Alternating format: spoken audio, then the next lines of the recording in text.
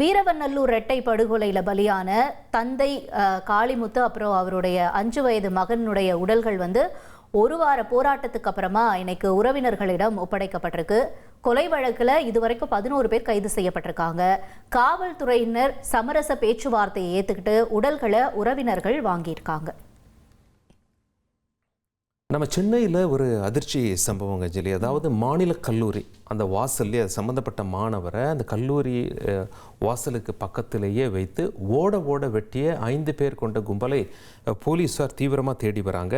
பலத்த காயமடைந்த அந்த மாணவர் அவரே ஒரு ஆட்டோ பிடிச்சி மருத்துவமனையில் போய் அட்மிட் ஆகியிருக்காரு. அவருக்கு அங்கே சிகிச்சை அளிக்கப்பட்டு வருகிறது. எதன் காரணமாக இந்த சம்பவம் அரங்கேறியது, யார் இந்த சம்பவத்தை செய்தார்கள் என்ற பரபரப்பு உச்சகட்டத்தை அடைந்திருக்கிறது. சென்னை போலீஸார் தேடுதல் வேட்டையில் இறங்கியிருக்காங்க.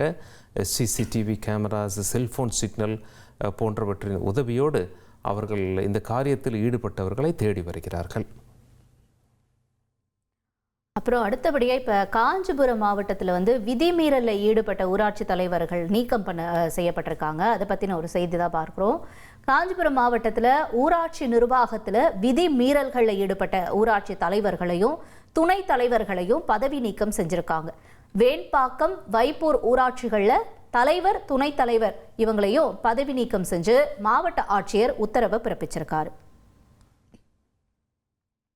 கோவையில் ஒரு பரபரப்பு சம்பவம் அரங்கேறிச்சுங்க சொல்லி. அது என்ன அப்படின்னா, காங்கிரஸ் பிரமுகரை கடத்திட்டாங்க. 2 கோடி ரூபாய் கேட்டு மிரட்டிய அந்த வழக்கில் திருச்சியை சேர்ந்த நபரை போலீஸார் கைது பண்ணியிருக்காங்க. கடத்தல் சம்பவத்தில் தொடர்புடைய முக்கிய நபரான கார்த்தி உள்பட தலைமறைவாக உள்ள மேலும் 5 பேரை போலீஸார் தேடி வராங்க.